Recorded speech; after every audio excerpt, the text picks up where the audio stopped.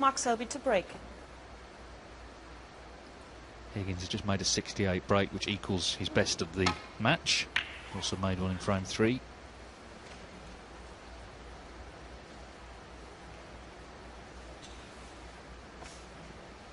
Still 4-4 on table 2 between Stuart Bingham and Dave Gilbert. There's Stuart. Yeah, big match over there in terms of the qualification for the Tour Championship.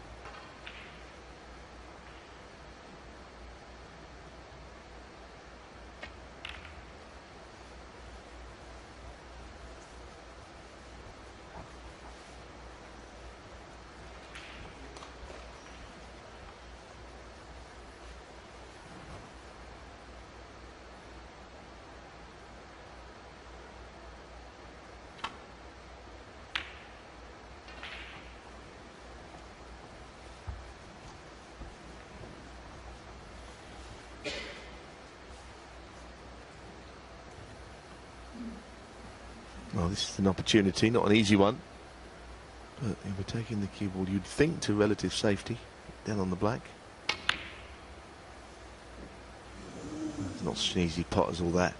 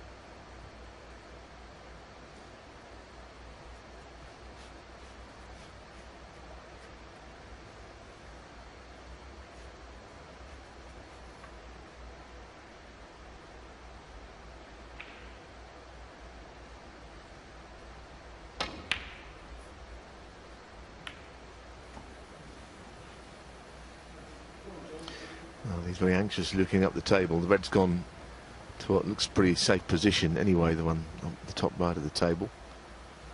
Now John has been left a possible double again. And he's very good at these. To the left middle, it's a question of what he leaves if he misses it. He's not so good that he can't afford to worry about the consequence of missing. But he's always been as good as anybody at those sort of shots.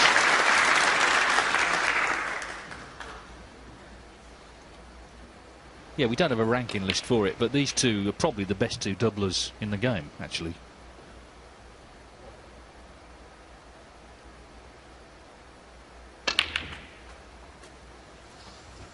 Well, it's hard to see how he could possibly be on a red here.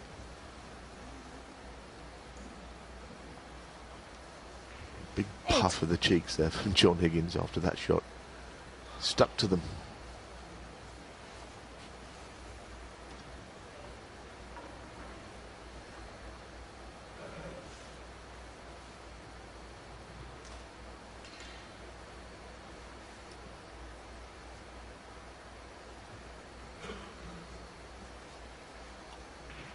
Yes, Stephen Hendry, who's of course one of the all-time greats of the game, reckons he's the worst ever doubler. I don't think there must be worse, surely, than him. I mean, he's hopeless at that shot. He was good at all the others, though. Let's just leave it at that.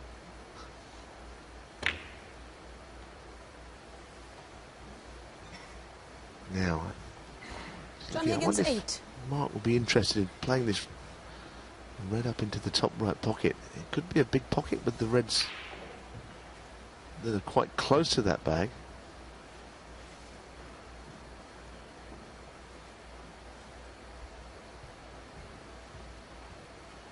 got to be looking at potting that red, the first red on the right, either directly or off the other red.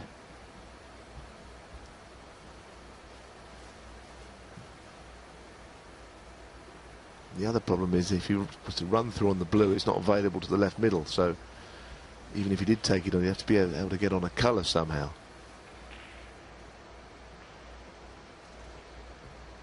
Yeah, and if it were to go wrong, it could be end of match. That's the problem. He's got to be a little careful he doesn't leave it for John, though, because he might be interested in it.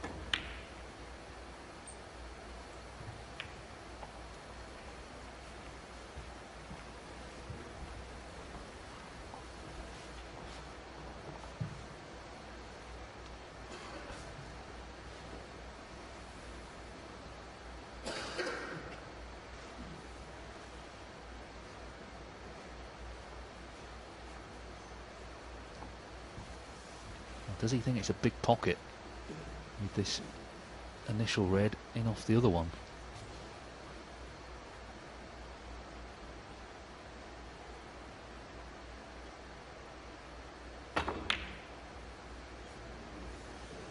Wow, he's potted it directly. He didn't need the other red. No. Brilliant shot. I'm a little surprised that Mark Selby either didn't play it himself or was able to leave it. Having said that, it was a brilliant shot from where the cue ball was.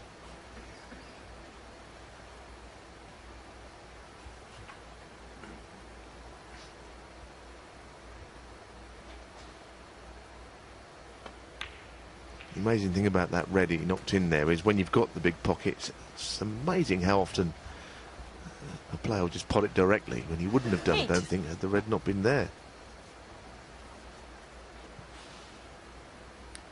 Well, he's got himself in. He made a 68 break in the last frame, 58 the frame before that.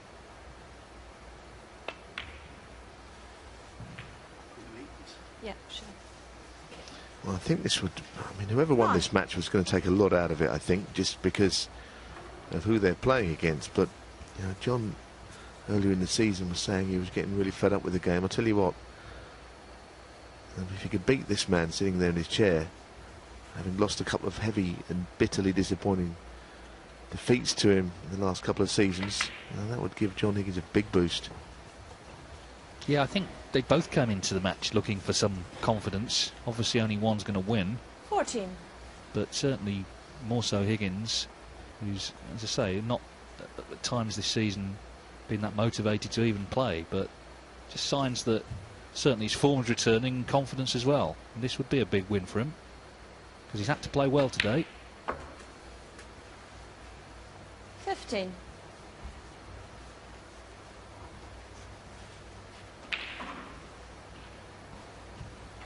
It would set up Snooker's El Clasico, wouldn't it? Higgins v O'Sullivan.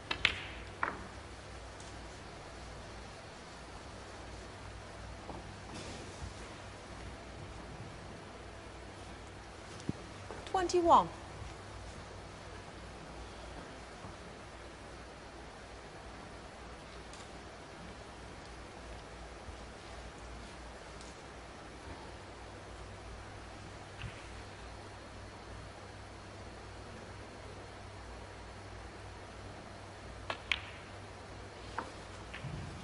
$22. Stuart Bingham has edged in front on table 2, 5-4 now against David Gilbert to the Essex man, Stuart Bingham.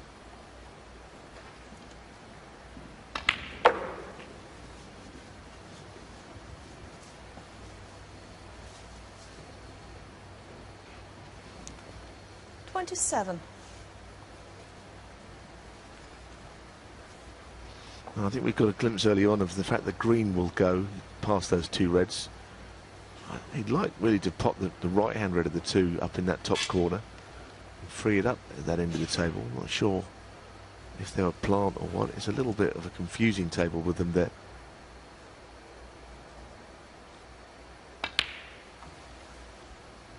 $28.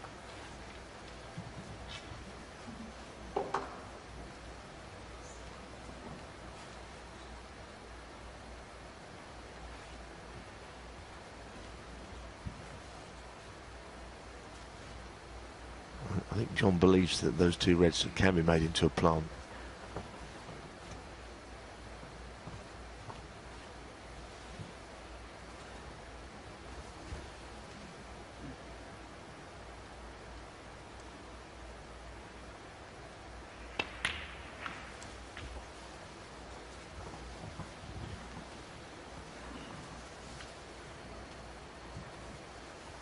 $31.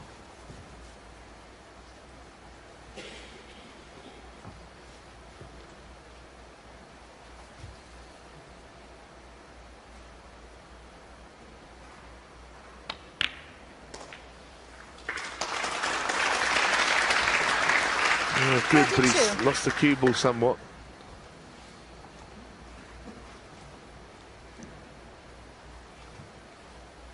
It could be they were quite close to the end of the break here. He's got one way of getting up and down the table onto a red. It can take some doing. They missed the yellow and the red, I think, on the way back down. Well, he's missed the pot, worst of all. John Higgins, 32. It was awkward, that shot, really awkward. He overhit the plant.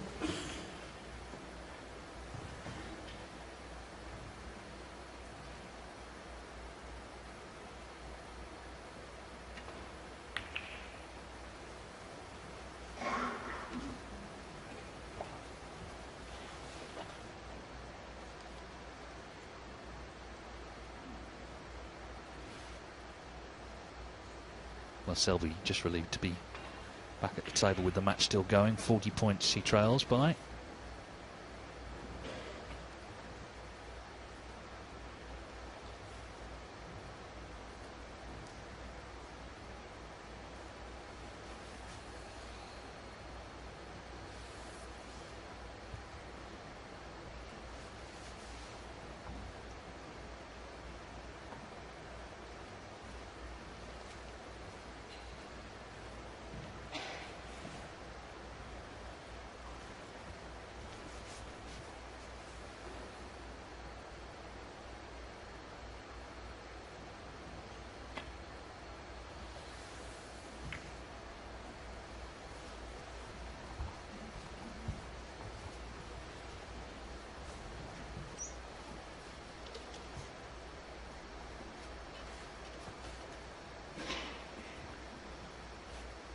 Now there's Stuart Bingham. As I say, he's 5-4 in front on table 2 against David Gilbert. He's had a good little run of things of late, Bingham. He's runner-up in the Welsh Open. Of course, Gilbert reached the final of the German Masters a few weeks ago.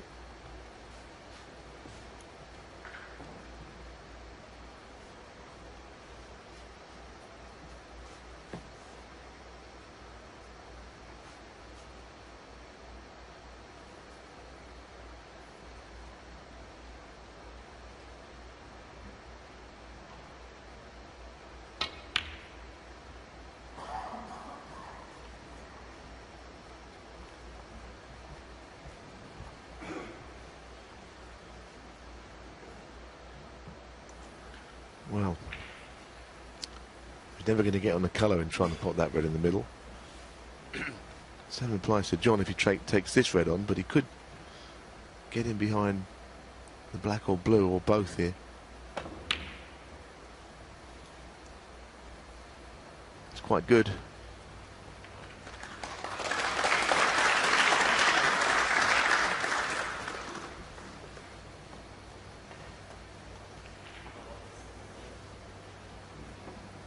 Would be somewhat regulation. He has actually had difficulty with these little escapes in this match. One cushion.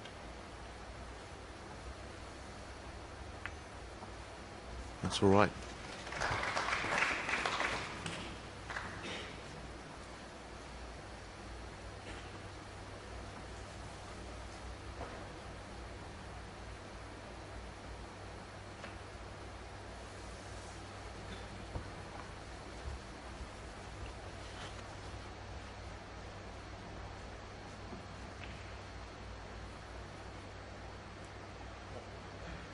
Yeah, rather cagey passage of play. Selby determined not to give Higgins the chance he needs to win the match. Higgins determined not to give Selby the chance he needs to level it up and force the deciding frame.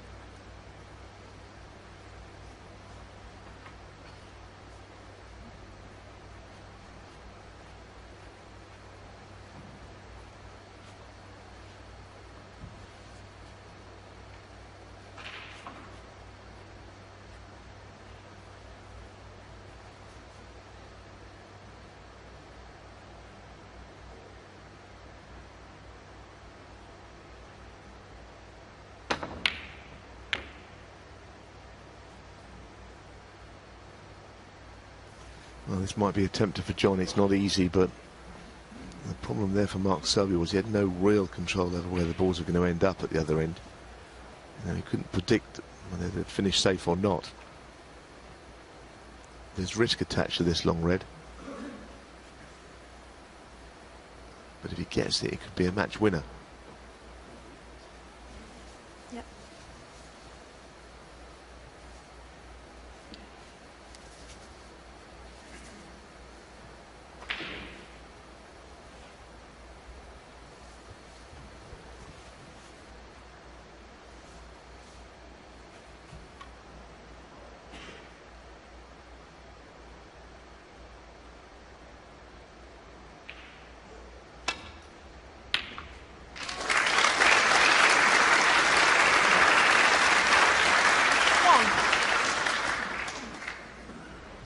Looking there nervously, a couple of little kisses.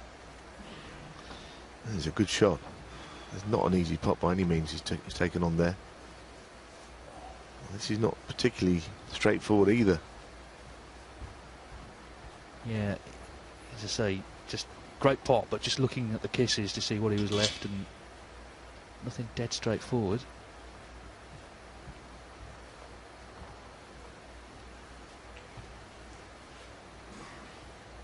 No doubt though, just watching Higgins today, the hunger is definitely back. He's got over that little period this season where he didn't seem to enjoy playing at all. In goes the brown.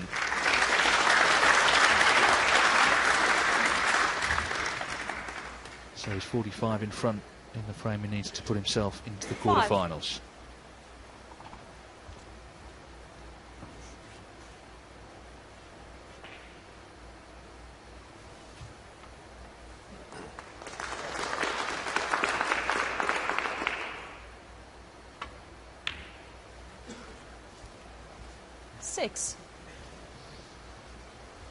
Now he's competed in every department, John Higgins, which is no surprise. Of course it isn't. But he's playing the world number one, who's got all of the tactical nous of any player on the tour.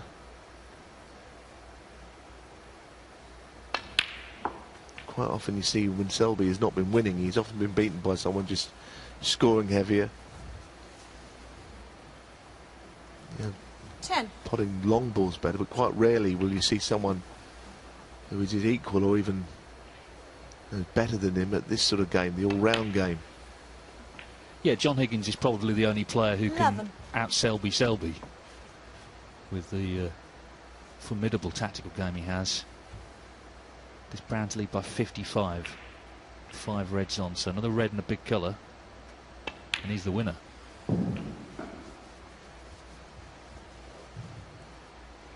Barring snookers, of course. 15.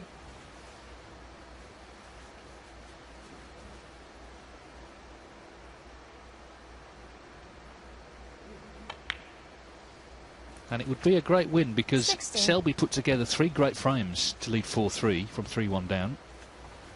Yeah, it's been a good match actually. From the mid-session interval, the standard has been very high. But 60 in it with 59 on and another red. Surely that'd be enough. 20. I think it would be a very satisfying win for John.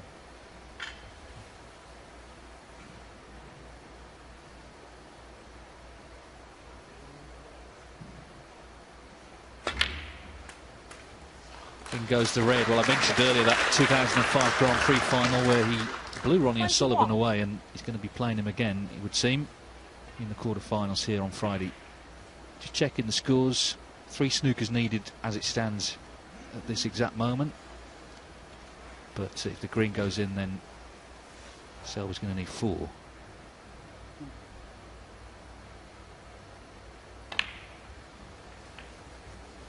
He really made a Herculean effort from 4-3 down to not only get it back into the match, but ultimately get over the winning line. 24.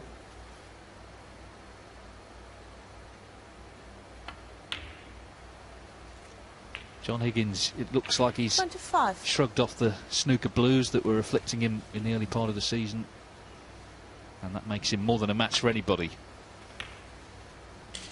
Mark Selby's played his part in a really fascinating battle here at the Guildhall this afternoon. He was 3-1 down, he led 4-3, but John Higgins, class personified, has closed it out, and he's through to the